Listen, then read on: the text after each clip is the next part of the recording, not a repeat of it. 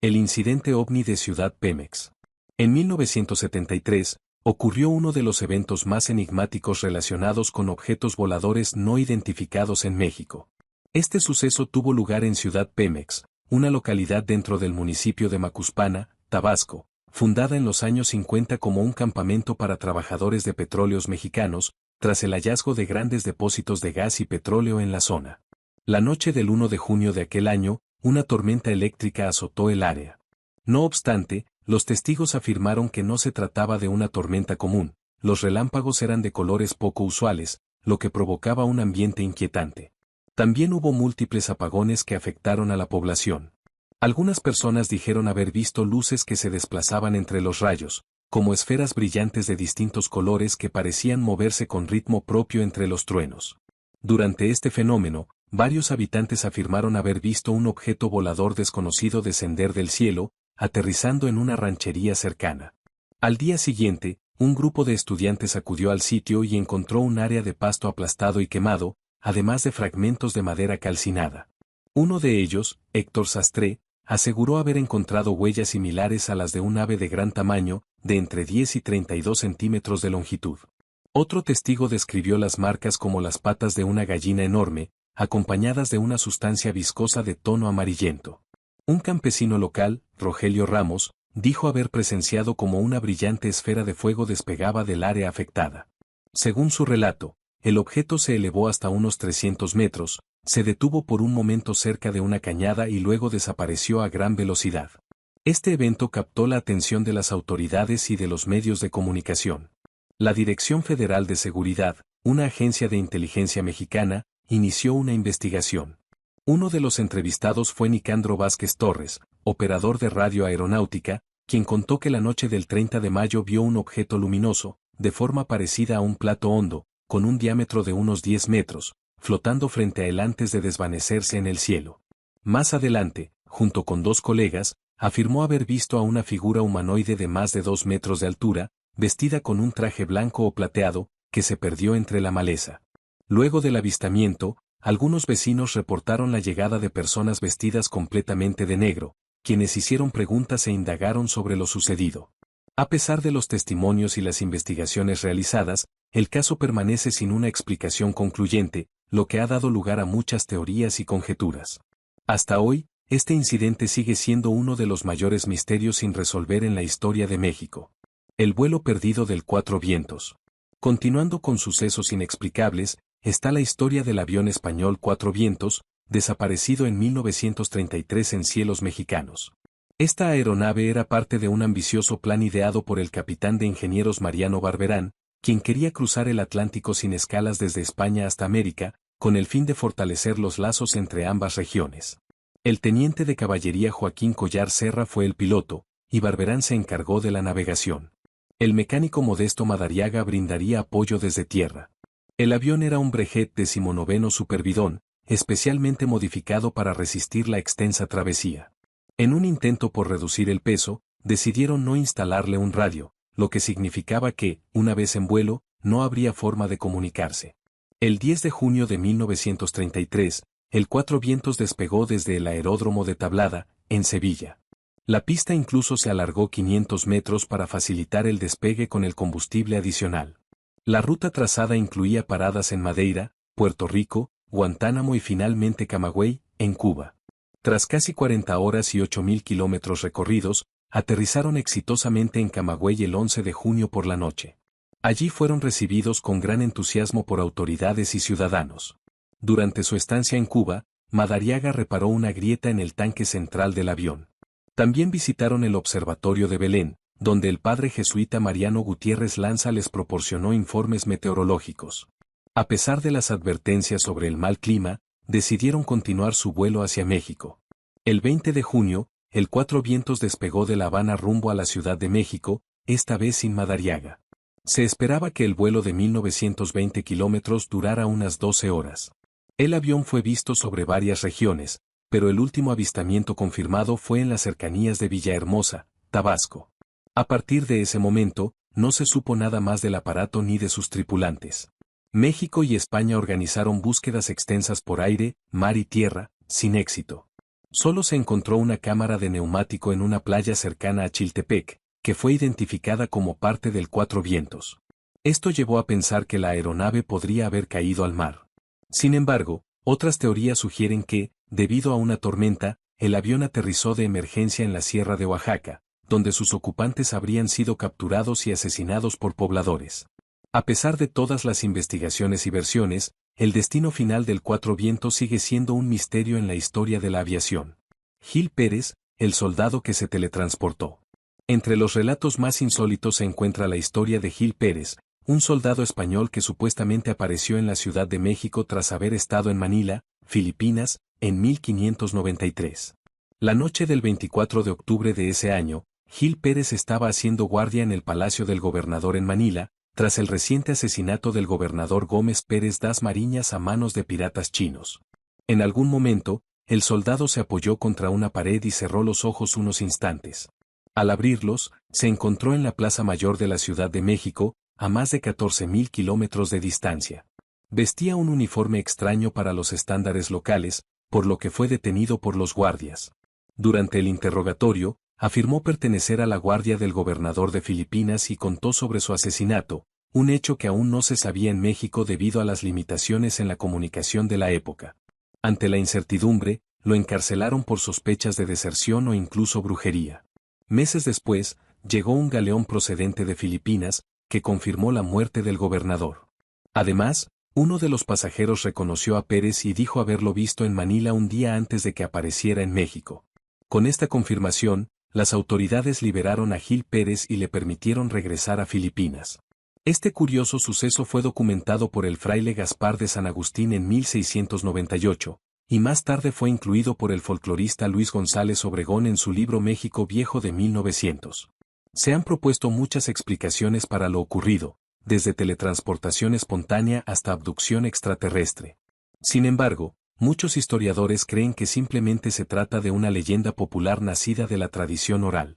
Independientemente de su veracidad, la historia de Gil Pérez sigue siendo uno de los relatos más intrigantes del México colonial. El agente 10B, un misterio del espionaje mexicano. Aunque no muchos lo saben, México también ha vivido episodios de espionaje dignos de una novela.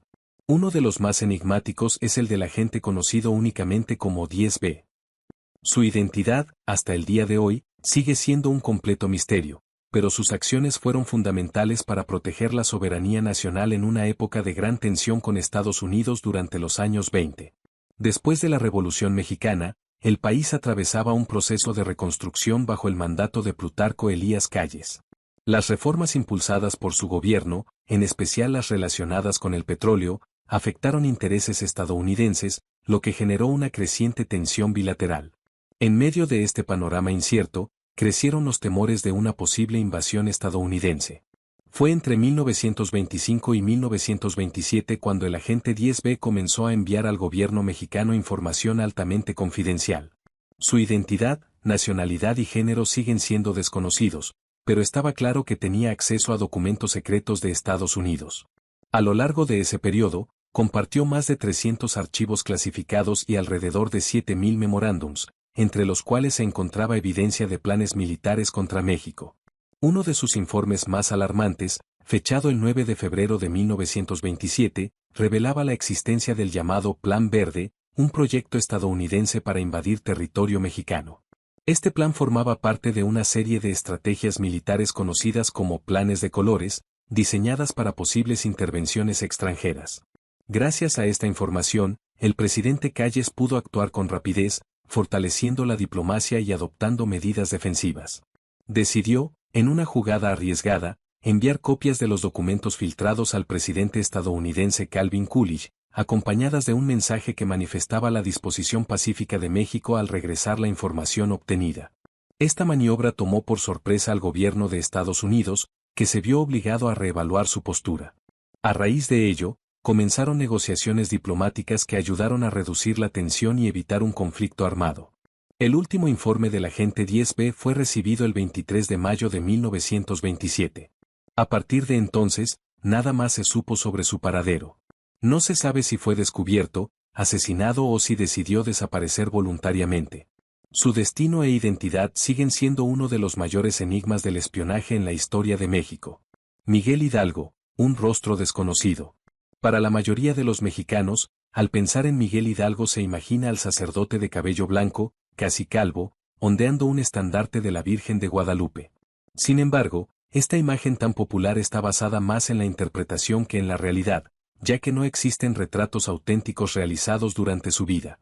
Conocido como el padre de la patria, la verdadera apariencia de Hidalgo sigue siendo un enigma. En tiempos del virreinato era común retratar a figuras importantes, pero en su caso no se han encontrado pinturas ni ilustraciones hechas en vida. Esto se debe en gran parte a que las autoridades españolas prohibieron y destruyeron cualquier representación suya durante la Guerra de Independencia, en un intento por borrar su imagen del imaginario colectivo. No fue sino hasta después de lograrse la independencia que surgió la necesidad de crear una figura representativa del héroe nacional. Las primeras representaciones comenzaron a circular en la década de 1830, más de una década después de su muerte. Una de las más destacadas es una estatuilla de madera atribuida a Clemente Terrazas, que algunos consideran la más fiel, aunque su autenticidad ha sido discutida. También destaca un retrato al óleo pintado por Antonio Serrano en 1831, considerado el primer retrato histórico de Hidalgo. El historiador Lucas Alamán, quien lo conoció personalmente, lo describió como un hombre de tez morena, ojos brillantes y expresivos, estatura media y frente amplia. A pesar de ello, muchas de las imágenes que hoy conocemos lo representan con piel más clara. Es irónico que uno de los personajes más importantes de la historia mexicana no tenga un rostro del todo conocido, lo que hace aún más fascinante su legado. La desaparición de Jacobo Greenberg, un enigma científico. En los últimos años, la desaparición de Jacobo Greenberg ha ganado gran atención. Aunque normalmente se habla de casos poco conocidos, su historia es fundamental en cualquier recopilación de misterios mexicanos. Jacobo Greenberg fue un neurofisiólogo y psicólogo destacado por sus investigaciones en temas como la conciencia, el chamanismo y la percepción extrasensorial. Nació en Ciudad de México el 12 de diciembre de 1946 y decidió estudiar la mente humana tras la muerte de su madre, quien falleció a causa de un tumor cerebral cuando él tenía 12 años. Cursó psicología en la UNAM y más adelante realizó un doctorado en psicofisiología en el Brain Research Institute de Nueva York.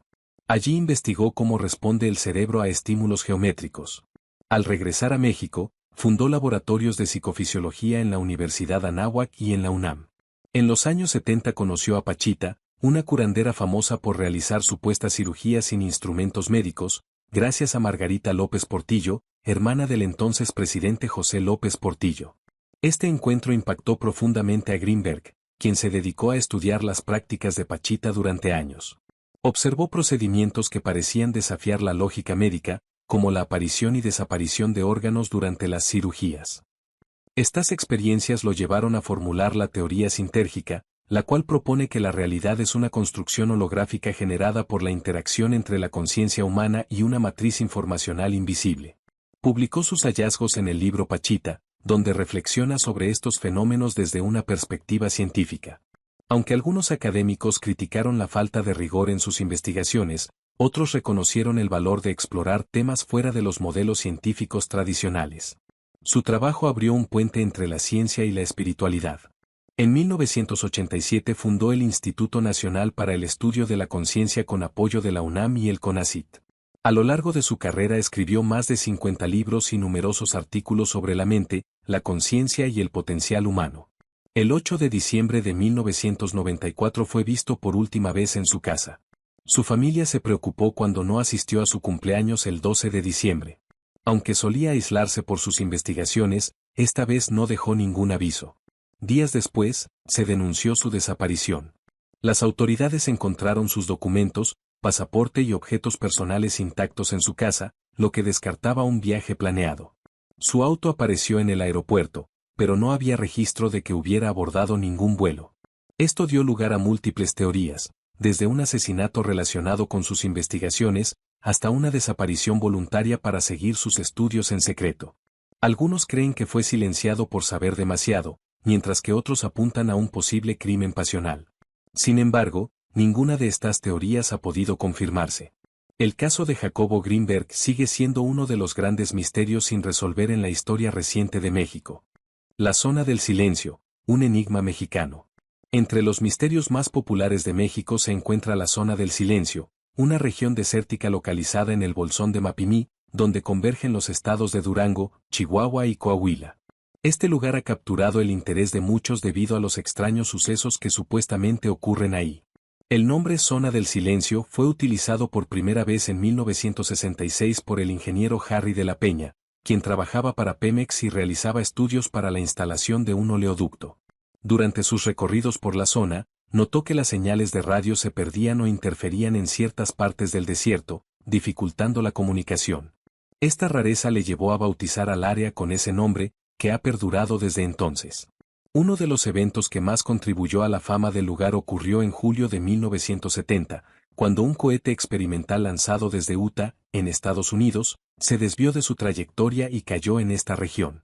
El misil llevaba pequeños contenedores con cobalto 57, un material radiactivo. Como consecuencia, especialistas estadounidenses acudieron al sitio para recuperar los restos, lo que atrajo aún más atención sobre el área y dio origen a muchas teorías y leyendas. A lo largo del tiempo, se ha dicho que en la Zona del Silencio ocurren fenómenos como interrupciones en señales de radio, caídas frecuentes de meteoritos, como el meteorito Allende en 1969, y avistamientos de luces extrañas y objetos voladores no identificados. Aunque estudios han mostrado que el área tiene formaciones geológicas y condiciones únicas, no se ha encontrado evidencia definitiva que respalde la existencia de fenómenos paranormales. Algunos científicos han sugerido que minerales como la hematita, con propiedades magnéticas, podrían ser responsables de algunas anomalías, pero aún no hay conclusiones claras. A pesar de todo, este desierto sigue siendo un lugar atractivo para investigadores, curiosos y aficionados a lo inexplicable. Desapariciones en los baños de Chapultepec.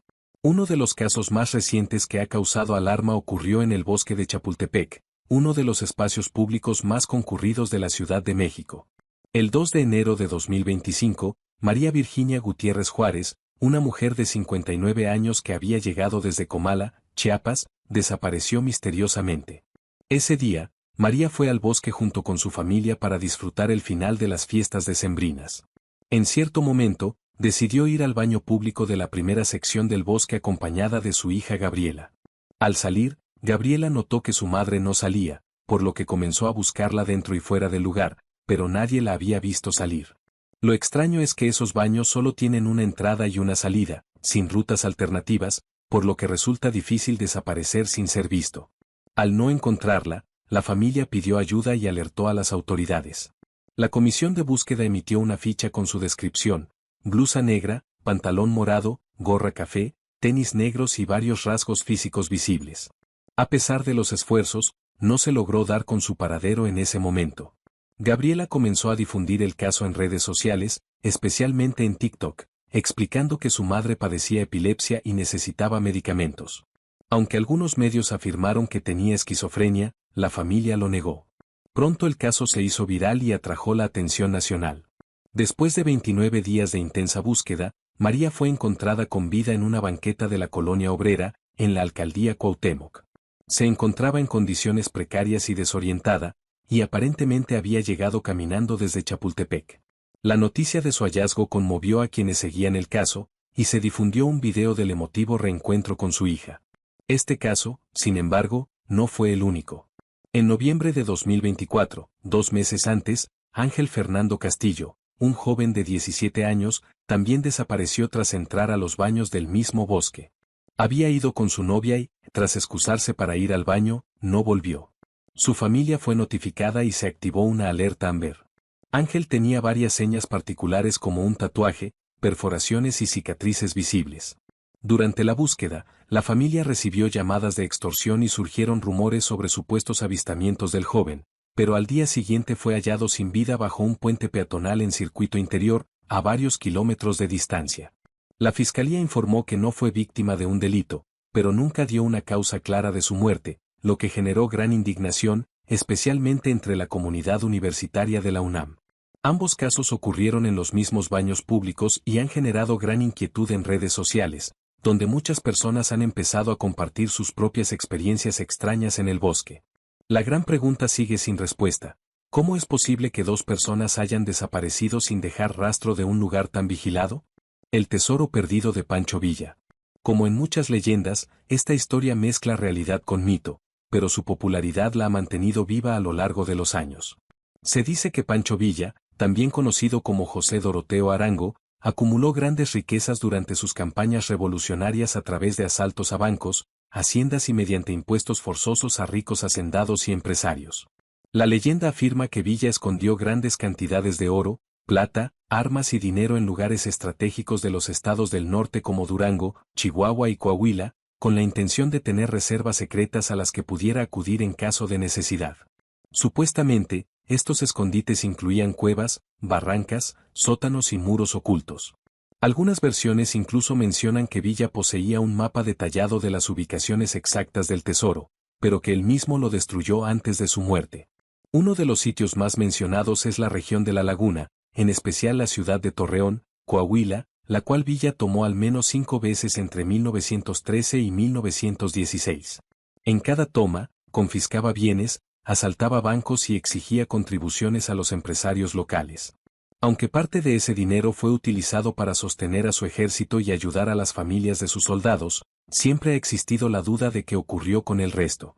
En Torreón, por ejemplo, se habla de la hacienda de la Loma como un posible escondite, así como de la Cueva de las Iglesias, donde personas han buscado tesoros con detectores de metales durante décadas. Algunas afirman haber encontrado monedas antiguas o baúles, pero hasta ahora no hay evidencia de que alguien haya descubierto el verdadero botín. Otra historia cuenta que, al retirarse de la lucha, Villa vivió en la hacienda de Canutillo, en Durango, donde mantenía una habitación secreta.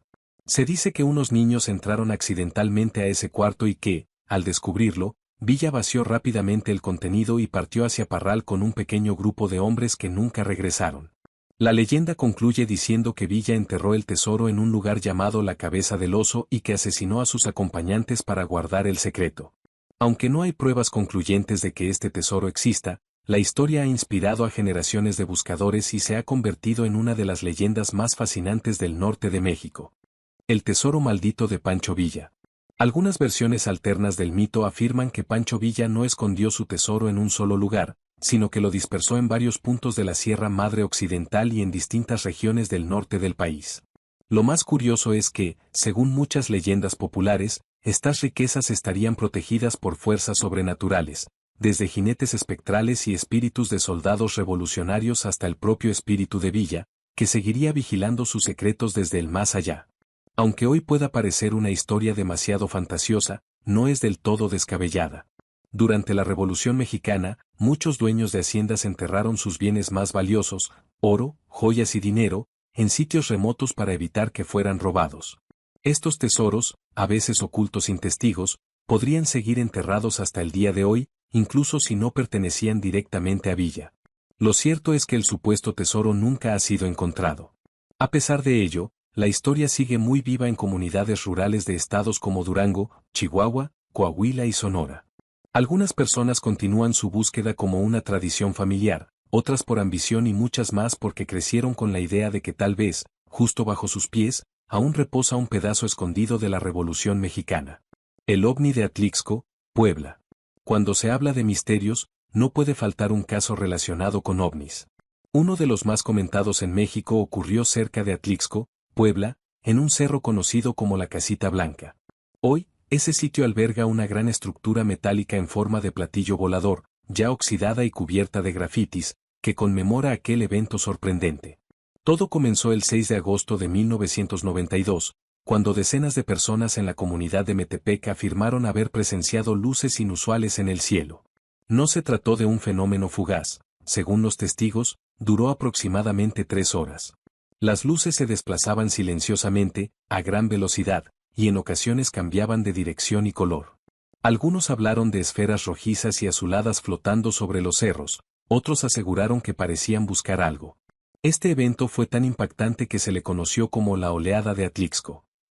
Ese mismo año, el ingeniero Norberto Gil Salgado, pionero en el estudio del fenómeno ovni en la región, comenzó a registrar los testimonios y convirtió el lugar en un punto clave para la observación nocturna. Poco tiempo después, se multiplicaron los reportes y muchas personas comenzaron a reunirse en el cerro con la esperanza de ver algo extraordinario. La historia se difundió rápidamente, incluyendo avistamientos en zonas vecinas como San Pedro Atlixco, San Baltasar Atlimeyaya y el Cerro Tetiolotl, donde algunos aseguraban que una luz aparecía cada noche sobre el horizonte. Con el paso de los años, el lugar ganó tanta fama que, en el año 2000, se erigió en la cima del cerro un platillo volador de más de 8 metros de ancho. La estructura fue hecha con láminas recicladas y diseñada por el artista Ricardo Vivar Lepe como homenaje a quienes afirmaban haber visto el fenómeno. El sitio se convirtió en un atractivo turístico que convocó a creyentes, curiosos y apasionados del misterio. Hubo reuniones, fogatas nocturnas, campamentos, e incluso los microbuses pintaron ovnibuses en sus parabrisas. Se vendieron camisetas, stickers y figuras con la imagen del ovni local. En 2022, con motivo del 30 aniversario de la oleada, se colocó una placa conmemorativa con los nombres de los primeros investigadores del fenómeno en la zona. Pero los relatos no se limitaron a luces en el cielo. Con el tiempo, surgieron versiones que hablaban de encuentros cercanos con seres extraños, figuras delgadas de apariencia cadavérica, o entidades de ojos azules y cabello rubio que decían compartir conocimientos agrícolas. Uno de los personajes más famosos fue Paulino López, dueño de un restaurante local, quien afirmaba haber sido contactado por uno de estos seres. Según él, recibió una fórmula para mejorar el cultivo de aguacates con resultados sorprendentes. Con los años, los detalles de sus historias cambiaron. En algunas versiones, el visitante era un anciano de mirada profunda, en otras, un joven de casi 2 metros de estatura con traje brillante y piel blanca. Paulino incluso mostró una figura de cerámica con aspecto alienígena que, según él, no podía ser fotografiada porque las imágenes se borraban. También se hablaba de círculos en el pasto, luces saliendo de tumbas, vehículos que dejaban de funcionar cerca del objeto volador e incluso personas que afirmaban haber perdido varias horas tras el contacto. Mientras tanto, algunos investigadores y periodistas comenzaron a ofrecer explicaciones más racionales. Notaron que muchos avistamientos coincidían con las rutas aéreas del aeropuerto de Huescotzingo, que las luces podían ser aviones o efectos de exposición fotográfica, y que las esferas eran ilusiones ópticas provocadas por condiciones atmosféricas particulares. Incluso el llamado punto Marconi, donde los objetos parecen moverse cuesta arriba, resultó ser un efecto visual causado por una pendiente engañosa. Aún así, para muchos, esas explicaciones no bastan. Hay quienes siguen visitando la Casita Blanca, mirando al cielo con la esperanza de revivir aquella noche inolvidable de 1992. El fenómeno no terminó en 2004. Aunque muchos pensaron que los sucesos paranormales concluyeron en 2004, 2 años después ocurrió otro evento que reavivó el misterio. El 17 de mayo de 2006, un grupo de investigación llamado VN Club Nuevo León, encabezado por Diana Perla Chapa, captó en video una figura humanoide volando sobre el Cerro de las Mitras, uno de los puntos más altos de Monterrey. La grabación, realizada a plena luz del día, mostraba una silueta negra flotando lentamente por el cielo, como si desafiaran las leyes de la física. La figura parecía llevar una capucha, muy parecida a la que describió Leonardo Samaniego. Para muchos, ese video fue la prueba definitiva que faltaba, para otros, no fue más que un truco visual o una figura lanzada con algún mecanismo. Lo cierto es que nunca se llegó a una conclusión oficial. A pesar de los intentos por desacreditar su testimonio, Samaniego nunca se desdijo.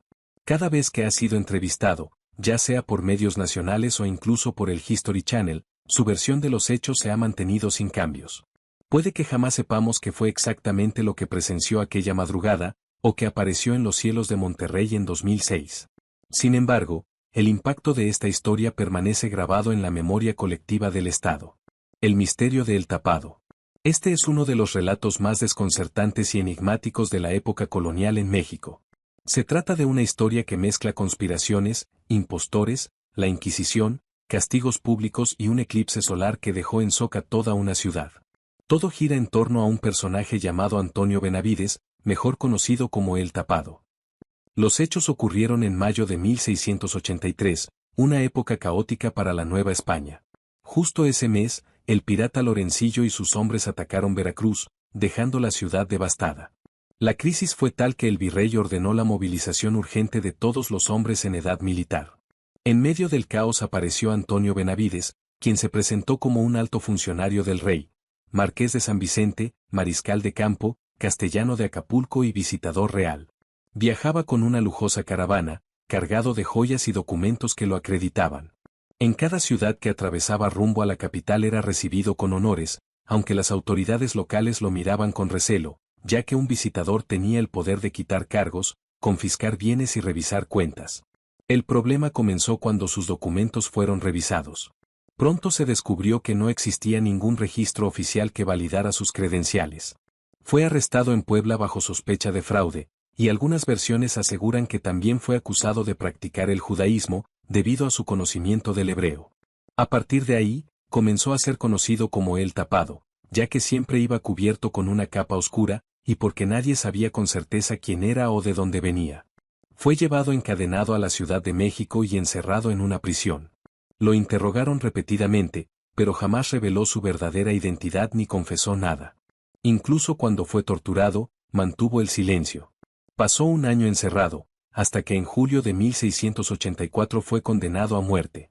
Su ejecución fue programada para el 12 de julio en la Plaza Mayor de la capital.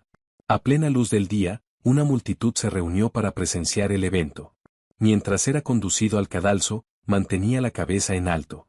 Nadie conocía su verdadera historia. Justo en el momento en que el verdugo colocó la soga en su cuello, ocurrió un eclipse solar. El cielo se oscureció de forma repentina, lo que hizo que la multitud entrara en pánico. Muchos pensaron que era una señal divina que demostraba la inocencia del condenado.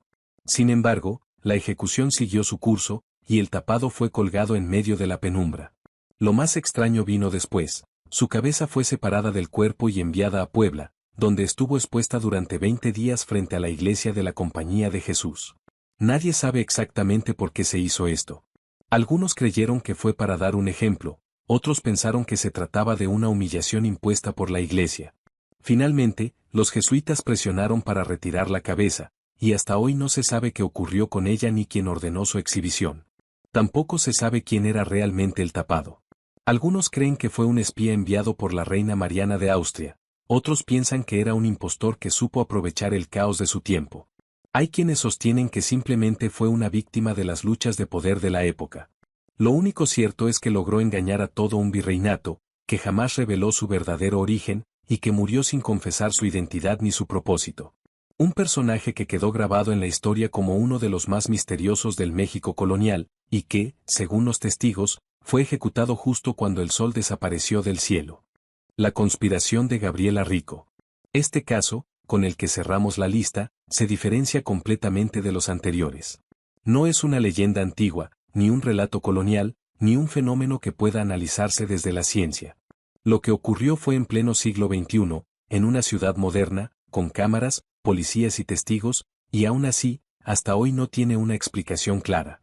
Lo más inquietante es que la protagonista desapareció por completo y nadie sabe qué ocurrió con ella. Todo sucedió en agosto de 2009, cuando una joven apareció gritando frente a un hotel de lujo en el centro de Monterrey, Nuevo León. Estaba alterada, con la ropa rasgada y el rostro descompuesto. Según los informes del noticiero Info 7, su nombre era Gabriela Rico Jiménez, y tenía apenas 21 años. Fue captada por las cámaras pidiendo a gritos su libertad, asegurando que había estado privada de ella desde 2001. En su discurso desesperado, hizo acusaciones contra políticos, empresarios e incluso miembros de la realeza. Afirmó que la reina de Inglaterra practicaba canibalismo, que Carlos Slim Domit sabía todo lo que le había sucedido, e incluso mencionó a Juan Camilo Mourinho, diciendo que sabía quienes estuvieron presentes en su muerte. Extrañamente, también nombró a Mickey Mouse, como si alguien hubiera querido mezclar sus denuncias con elementos ridículos para desacreditarla. Hablaba de asesinatos, de carne humana, de olores que no podía olvidar. Decía con espanto que eran humanos, que olían como tales, y que aunque no comprendía todo lo ocurrido, sabía que era real. Durante varios minutos se resistió al arresto, forcejeó con los policías e incluso intentó morder a uno. Finalmente fue detenida y subida a una patrulla. Esa fue la última vez que se le vio. Desde entonces, su caso se convirtió en uno de los más desconcertantes del México contemporáneo. Algunos medios la llamaron modelo, pero no existe evidencia de que haya tenido una carrera formal en ese ámbito. Tampoco hay registros suyos en redes sociales o bases de datos públicas anteriores al suceso. Algunos blogueros afirmaron haberla visto antes en eventos exclusivos o en hoteles lujosos, pero todos esos relatos quedaron en lo anecdótico. Lo único tangible es el video, que fue transmitido por televisión y aún puede encontrarse en algunos sitios, aunque con dificultad. En él, se observa su desesperación, su miedo y también una extraña lucidez al mencionar ciertos nombres. Parecía fuera de sí, pero había partes de su testimonio que mostraban coherencia inquietante. Después del incidente, circularon diversas teorías. Unos decían que fue internada en un hospital psiquiátrico de Monterrey, otros que fue llevada a una institución en Argentina. También hay quienes aseguran que años más tarde fue vista vagando, desorientada y sin memoria, acompañada de un hombre mayor. Sin embargo, ninguna de estas versiones ha sido confirmada. Un testimonio anónimo, publicado en un blog, afirma que Gabriela fue retirada por personas elegantes tras su arresto, mientras desalojaban a los testigos del lugar.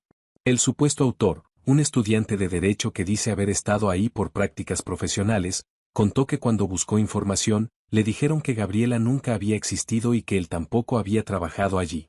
Para algunos, todo esto fue producto de un brote psicótico causado por el consumo de sustancias o alguna condición mental sin tratar. Otros creen que Gabriela fue víctima de una red de trata de personas, drogada y abusada durante años, y que al escapar y contar lo que sabía, nadie quiso escucharla. Las hipótesis más extremas aseguran que fue silenciada por haber revelado verdades peligrosas. Quienes vieron el video en 2009 aún la recuerdan. Algunos la tachan de loca, otros creen que era una víctima pidiendo auxilio. Lo más perturbador es que, pese al impacto del caso, hay muy poca información disponible. El video original desapareció de varios sitios, y si hoy alguien intenta buscar su nombre, la fecha o el lugar del suceso, encontrará casi nada. Como si alguien hubiera borrado todo rastro. Solo persisten algunos fragmentos dispersos en foros y blogs, intentos aislados de reconstruir lo que ocurrió. Pero, a más de 15 años, el caso sigue envuelto en un silencio inquietante. Nadie ha confirmado si Gabriela sigue viva. Nadie parece buscar respuestas. Gabriela se esfumó como si la tierra la hubiera tragado. Como si nunca hubiera existido. Y lo verdaderamente escalofriante es que, sin importar cuál sea la verdad, si fue víctima de una red poderosa, si sufrió una crisis mental, o si fue destruida por años de abuso, todas las explicaciones posibles resultan igual de aterradoras. Porque lo más perturbador de esta historia es que la verdad está ahí, pero sigue oculta.